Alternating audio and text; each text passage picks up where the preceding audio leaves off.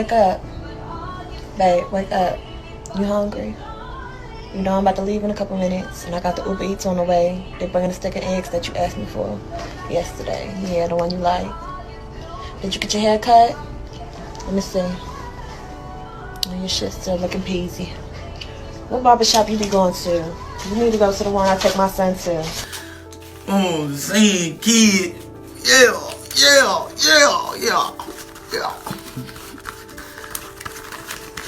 Stop playing, nigga. Stop playing, nigga. A previously convicted murderer is back in custody again, this time charged with a triple murder. U.S. Marshals apprehended Larry Reed in Mississippi. He will be brought back to Texas to face charges for last month's shooting at an apartment complex that ended with 3 people dead. Fox 4's Peyton Yeager is in Arlington tonight. She spoke with the mother of one of the victims. Peyton. 6 weeks after convicted killer, 29-year-old Larry Reed was released from state prison. He's now accused of shooting and killing 3 people at an Arlington apartment complex. A manhunt was underway since the January 25th triple murder. Tuesday, U.S. Marshals found Reed at a home in Greenville, Mississippi. Hello there. Welcome to the Truly Criminal Network. We are excited to have you here. In Arlington, Texas, a family's act of compassion turned deadly when trust was betrayed in the most devastating way possible. Monique Elaine Smith, Glenn and Jorrell Glenn opened their doors to someone they believed deserved a second chance, a man fresh out of prison. That decision would cost them their lives. Welcome to today's true crime documentary, where we examine the shocking case of a married couple murdered in their own home by a man they welcomed after his prison release. A stark reminder that sometimes the people we try to help harbor the darkest intentions. On January 25, 2024, gunshots shattered the evening quiet at the Chatham Green Apartments. By the time police arrived, 3 people lay dead or dying: Monique, Jorrell, and a visitor named Shannon O'Shea Jones. The person responsible was someone they had extended kindness to, Larry Dwayne Reed, a man with violence in his past who brought destruction to their doorstep. But to understand the magnitude of this tragedy, we must first know who Monique and Jorrell were before they became victims of this senseless crime. Monique Elaine Smith. Glenn was 29 years old, born on June 29, 1994. Those who knew her described a woman of extraordinary compassion. She had dedicated her professional life to caring for others, working as a certified phlebotomist at Bethesda Gardens Assisted Living. Her colleagues remembered her for her genuine empathy and nurturing spirit, qualities that made her exceptional at her job and beloved by residents. Beyond her career, Monique's personal passions revealed a vibrant soul. She found deep meaning in her faith, often listening to gospel artists like Yolanda Adams and Tasha Cobbs Leonard. Her spirituality wasn't just a Sunday practice, but a daily guide that informed how she treated everyone she encountered. When not working, Monique embraced life fully. She enjoyed outdoor activities, cooking meals for her family, redecorating her home, and even participating in local volleyball games. But nothing compared to her devotion as a mother to 3 children: Camarian Deshawn Foster, King Jason Glenn, and Camaria Davis. For them, she created a loving haven where they could thrive and feel secure. Jorrell Glenn, 31, completed this family picture. Though public records contain fewer details about his early life, those who knew the couple spoke of Jorrell as a steadfast presence, a dedicated father and husband whose primary focus was his family's well-being.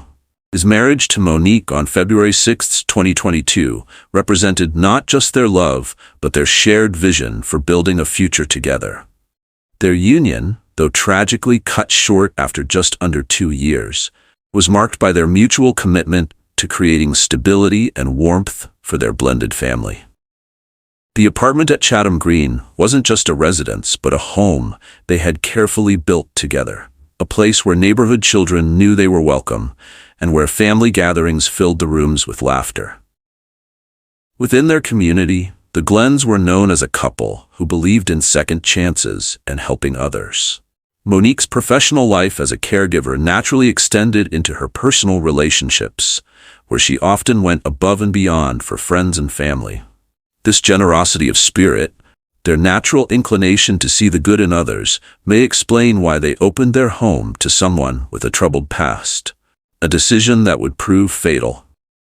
The cruel irony of this case lies in how the couple's greatest virtue, their willingness to help someone reintegrate into society after incarceration, led to their deaths. It forces us to confront difficult questions about rehabilitation, trust, and the unpredictable nature of violence. 2 innocent children were present during the attack but physically unharmed. They now face the immeasurable challenge of growing up without their parents. Their lives forever altered by a night of violence that could have been prevented. As we continue this documentary, we'll explore the events that led to that January night, examine the killer's history of violence, follow the investigation that brought him to justice, and consider the profound impact this tragedy has had on everyone involved. But before we go deeper into this case, if you find value in these stories that highlight important societal issues through the lens of true crime, please take a moment to like this video and subscribe to our channel. Your engagement helps us continue bringing these important stories to light, ensuring that victims like Monique and Jorrell are remembered not just for how they died, but for how they lived. Leave a comment sharing your thoughts on this case. I read every one and appreciate your perspective. Now, let's examine the troubled past of the man who would bring tragedy to the Glenn family's doorstep. Larry Dwayne Reed's path to becoming a murderer began long before the night he took 3 lives at the Chatham Green Apartments. At 29 years old, the man who would destroy the Glenn family had already spent more than a third of his life behind bars for another senseless act of violence. In June 2012, Arlington, Texas, witnessed the first demonstration of Reed's capacity for deadly violence. During a house party, 17-year-old Reed shot and killed 18-year-old Obeth Hernandez. The details of this first murder revealed a young man quick to resort to lethal force, establishing a pattern that would resurface years later with devastating consequences. Following his capture, Reed eventually entered a guilty plea in 2014. The court sentenced him to 11 years in prison for taking a young life with so much potential. For many in the Arlington community, this sentence seemed insufficient for the deliberate taking of a human life. This sentiment would grow stronger in the wake of what happened after his release. While incarcerated, Reed demonstrated that his violent tendencies had not diminished. Prison records documented numerous disciplinary issues, painting the portrait of a man who resisted rehabilitation and continued to exhibit dangerous behavior despite the structured environment designed to reform him. One incident in particular stood out as a red flag that should have warranted greater attention. In March 2021, Reed attacked his cellmate in a vicious altercation. What made this event even more disturbing was Reed's decision to broadcast the violence. Using a contraband cell phone, itself a serious violation of prison rules, Reed live-streamed the assault on social media, displaying not just his willingness to engage in violence, but a disturbing desire to showcase it to the world. This combination of violence and exhibitionism spoke volumes about Reed's character and mindset. Rather than showing remorse for his past actions or working toward genuine rehabilitation, he seemed to glory in his capacity for brutality. Though this incident resulted in disciplinary measures within the prison system, no new charges were filed. A decision that, in retrospect, seems like a missed opportunity to recognize the danger Reed still posed to society. Despite these warning signs, on December 11, 2023, Larry Dwayne Reed walked out of prison a free man. Having served his sentence with credits for time served, he returned to the same community where he had committed murder 11 years earlier. The system that had confined him now deemed him ready to rejoin society, despite the evidence suggesting otherwise. Less than 7 weeks would pass between his release and the night he allegedly forced his way into the Glenn family's apartment. The exact nature of Reed's connection to Monique and Jorrell Glenn remains partially obscured in official records. What seems clear from the investigation is that Reed was not a stranger to the couple. Neighbors reported seeing Reed in the vicinity of the apartment complex in the days leading up to the murders, suggesting some level of acquaintance had been established. Law enforcement sources indicated that the Glenns, particularly Monique, with her characteristic compassion, had apparently extended some form of support to Reed following his release. This aligned with what friends and family knew of Monique. Her work as a caregiver and her faith-driven belief in helping others naturally extended to assisting someone attempting to reintegrate into society after incarceration. Whether this assistance took the form of providing meals, helping with job connections, or simply offering friendship to a recently released offender remains unclear from public records. What is evident is that any kindness shown was betrayed in the most extreme manner possible. The timeline between Reed's prison release and the murders suggests a calculated approach. Rather than acting impulsively, Reed had weeks to interact with the Glenns, potentially gaining their trust while harboring violent intentions. The forced entry into their apartment, kicking in the door according to witness reports, indicates that any welcome previously extended had expired or been rescinded. Investigators noted that, while drug paraphernalia was discovered in the apartment, nothing appeared to be stolen, eliminating robbery as a primary motive. This fact, combined with the excessive violence used against multiple victims, points to a crime motivated by something more personal than material gain. As Reed moved freely through Arlington in those early weeks of 2024, no one could predict the violence he would soon unleash. The criminal justice system had deemed him to have paid his debt to society. Neighbors had no reason to sound alarms about his presence, and the Glenns, always willing to see the potential for good in others, had no way of knowing that the man they were helping would soon shatter their lives forever. The shadow Reed cast would soon envelop an entire community in grief, raising profound questions about second chances, rehabilitation, and the difficult balance between compassion and caution when dealing with those who have demonstrated a capacity for extreme violence.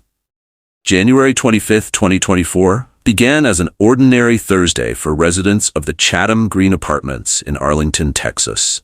For Monique and Jorrell Glenn, it was another day of work, family responsibilities, and community connections. Neither could have known it would be their last. That evening, Monique and Jorrell were at home with their children. They also had a visitor, 29-year-old Shannon O'Shea Jones. The apartment was alive with conversation and the normal sounds of family life. Outside, darkness had fallen over Arlington as neighbors went about their evening routines. At approximately 8:33 p.m., the peaceful evening was shattered. Multiple gunshots rang out in rapid succession, prompting a neighbor to immediately dial 911. The panicked caller reported not only hearing the distressing sounds of gunfire, but also witnessing a man near the entrance of the Glenn's apartment. Most alarmingly, the caller noted that the apartment door appeared to have been forcibly kicked in, a clear sign of violent entry rather than welcome access. The forced entry suggests that despite any previous connections between Reed and the family, he was not an invited guest that night. Whatever relationship had existed had deteriorated to the point where Reed had to physically break through the door to gain access to the apartment. Inside, a scene of horrific violence unfolded. As Reed forced his way in, the adults in the apartment faced immediate danger. Court records indicate that Reed was armed and prepared to use deadly force against everyone present. Gunshots echoed through the apartment as Reed opened fire on Monique, Jorrell, and their visitor, Shannon Jones. Most disturbing of all, 2 of the Glenn children were present during this violent intrusion. These young witnesses, who would now face a future without their parents, were forced to experience the terrifying sounds and sights of extreme violence in what should have been their safest space, their home. Arlington Police Department units were immediately dispatched after receiving the 911 call. Officers arrived with urgency, prepared for an active threat situation. What they discovered painted a grim picture of the preceding minutes. In the doorway of the apartment lay the body of a 29-year-old man, already deceased from gunshot wounds.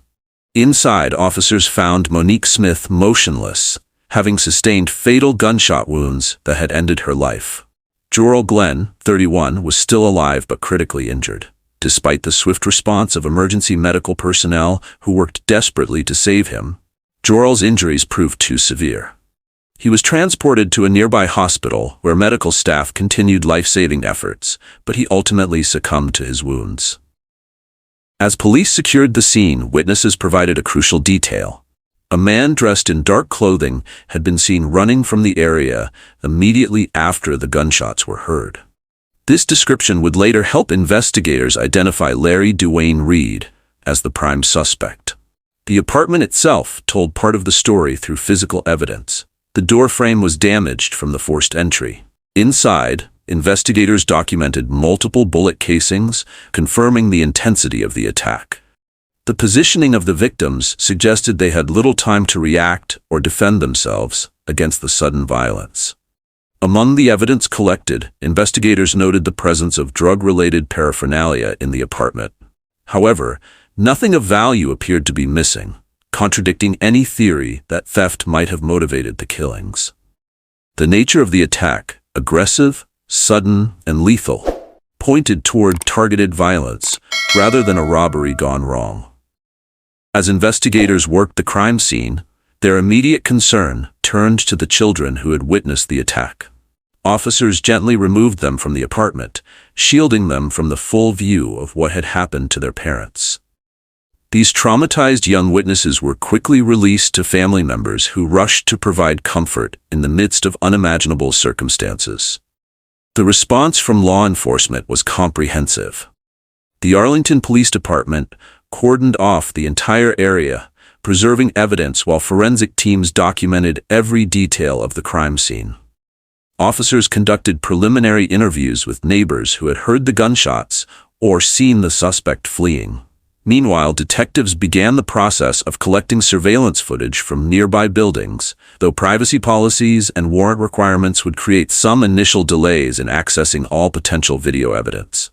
By midnight, the scope of the tragedy had become clear. 3 lives had been violently ended, 2 children had been traumatized, and a suspect, Larry Dwayne Reed, was at large, potentially armed and dangerous. News of the triple homicide spread quickly through Arlington.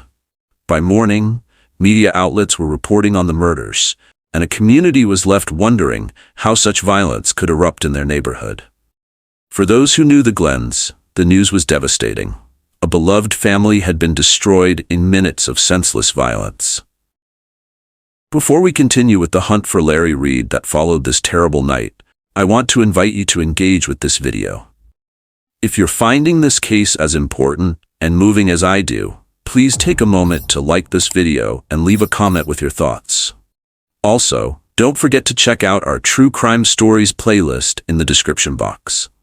There you'll find more in-depth investigations into cases that shine light on crucial issues within our justice system, stories that deserve to be told and remembered. Your support allows us to continue documenting these important cases with the care and attention they deserve.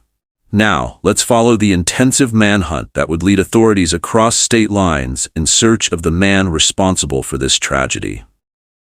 With 3 victims dead and a suspect at large, the Arlington Police Department launched an intensive investigation to identify and capture the person responsible for the January 25th murders. The crime scene at Chatham Green Apartments provided crucial physical evidence that would ultimately lead investigators to Larry Dwayne Reed.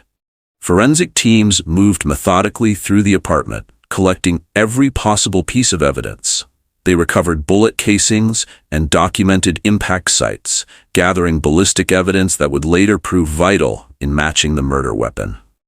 Technicians carefully took biological samples from numerous locations throughout the apartment, paying particular attention to the damaged door frame where the forced entry had occurred.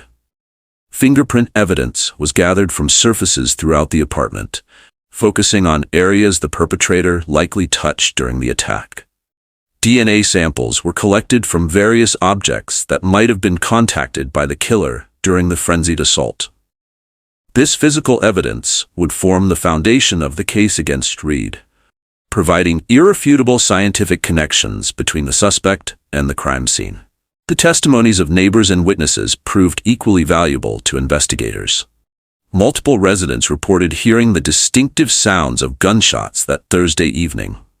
More importantly, several witnesses described seeing a man matching Reed's description fleeing from the vicinity immediately after the shooting.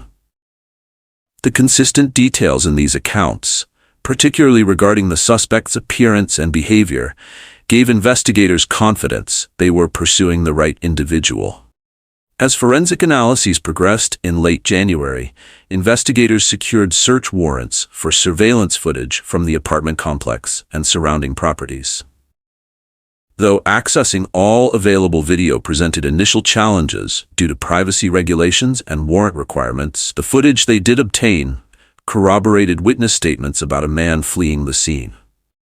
These video recordings, combined with the physical evidence and witness accounts, built a compelling case against Larry Reed.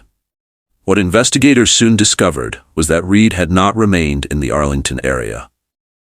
After allegedly committing the triple homicide, he had fled across state lines to Mississippi, a movement that would now require coordination between multiple law enforcement agencies to track and apprehend him. The Arlington Police Department quickly partnered with federal authorities, bringing in the U.S. Marshals Service, which specializes in fugitive apprehension across jurisdictional boundaries. This multi-agency task force tracked Reed's movements to Greenville, Mississippi, pooling intelligence resources and coordinating surveillance operations to pinpoint his exact location. On February 6, 2024, 12 days after the murders, law enforcement located Reed in Greenville. What followed was not a simple arrest, but a tense standoff.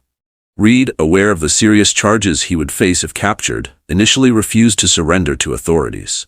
U.S. Marshals, trained for precisely these high-risk apprehensions, established a perimeter and employed tactical communication strategies to resolve the situation without further bloodshed. After a period of negotiation, Reed finally surrendered and was taken into custody. The arrest marked the end of nearly 2 weeks of freedom following the murders, during which time the victims' families had lived with the knowledge that their loved one's alleged killer remained at large. Following his arrest in Mississippi, Reed faced extradition proceedings to return him to Texas. He was transported back to Tarrant County, where authorities formally charged him with capital murder in connection with the triple homicide. Given the severity of the charges and his prior murder conviction, the court denied bail, determining that Reed posed too great a risk to public safety to be released pending trial.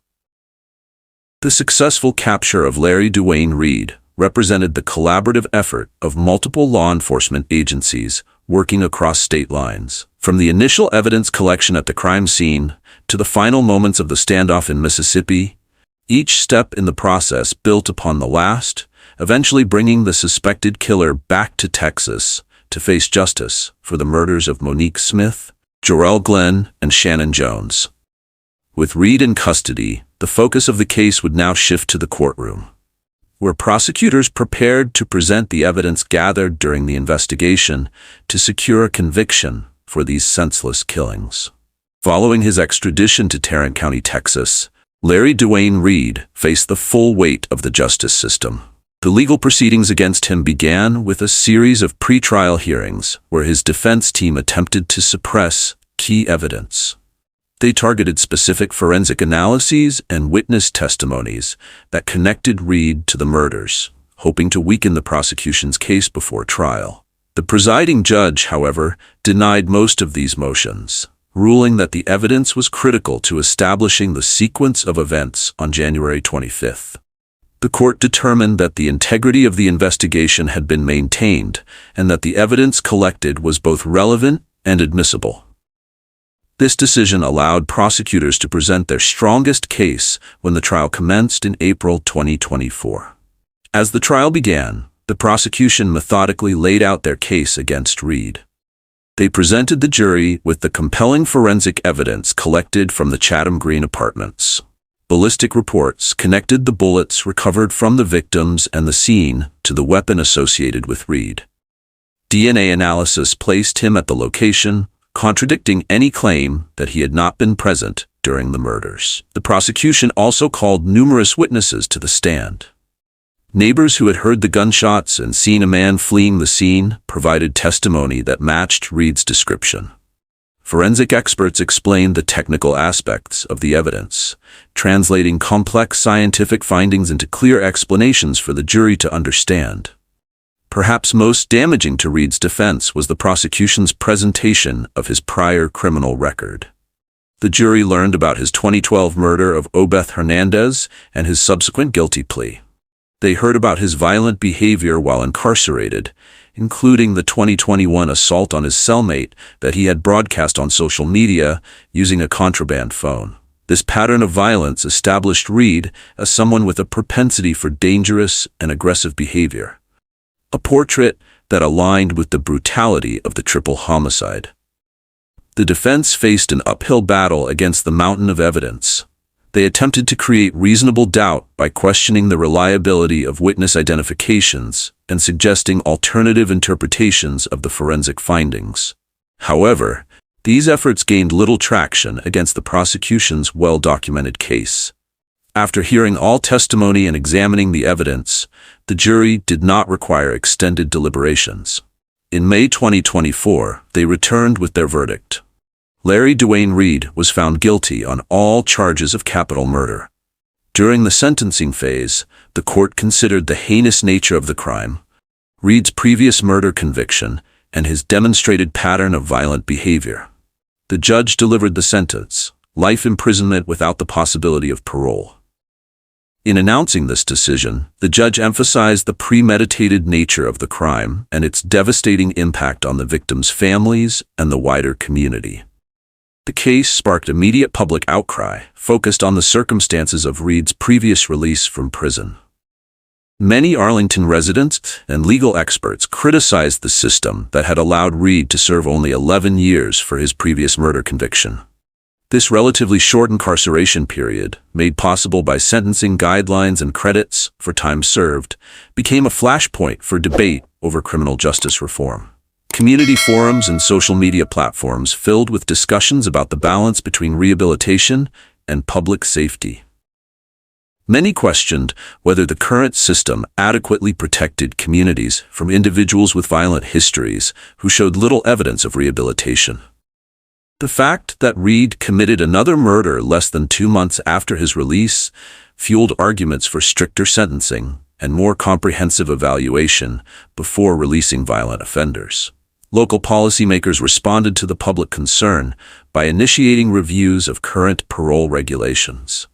Proposals emerged for enhanced monitoring of released violent offenders and more stringent requirements for early release eligibility. These policy discussions extended beyond Arlington, contributing to a national conversation about recidivism and the effectiveness of rehabilitation programs. While these systemic debates continued, the focus in Arlington gradually shifted to supporting those most directly affected by the tragedy. The 2 children who witnessed the attack faced enormous psychological challenges. Though physically unharmed during the violence, they experienced severe emotional trauma from witnessing the attack and losing both parents in a single night. Extended family members stepped forward to provide homes for these children, working to create stable environments where they could begin the long process of healing. Mental health professionals specializing in childhood trauma offered specialized support, helping the children process their experiences while building resilience for the future. The wider community rallied around the victims' families. Memorial services for Monique Smith, Jorrell Glenn, and Shannon Jones drew large crowds, reflecting how deeply their loss affected those who knew them. Speakers at these services emphasized not how they died, but how they lived. Monique's compassion as a caregiver, Jorrell's dedication as a father, and the potential cut short in all 3 victims. Local advocacy groups established memorial funds dedicated to supporting the surviving children and promoting violence prevention initiatives. Educational workshops focused on community safety were organized, creating spaces for neighbors to discuss prevention strategies while processing their collective grief. These community responses demonstrated how tragedy could galvanize positive action, even amidst profound loss. The Arlington Police Department and city officials used the case to evaluate current evidence-gathering protocols, particularly regarding access to surveillance footage. The delays experienced in obtaining some video evidence prompted discussions about creating more efficient systems that could balance privacy concerns with public safety needs during emergencies. As we conclude this examination of the tragic murders of Monique Smith, Jorrell Glenn, and Shannon Jones, we're left with important questions about second chances, public safety, and how communities recover from violence. Their story reminds us that behind every headline are real people whose lives and potential were cut short, and others who must somehow find a way forward in the aftermath. If you found this documentary valuable, please take a moment to like, comment, and subscribe to our channel. Your support helps us continue bringing important stories like this one to light. And don't forget to check out our True Crime Stories playlist. You'll find it linked in the description below. There, you'll discover more in-depth examinations of cases that matter, including others that highlight the complexities of our criminal justice system and the human impact of violence. These stories deserve to be told with care and respect, and with your support, we can continue doing exactly that.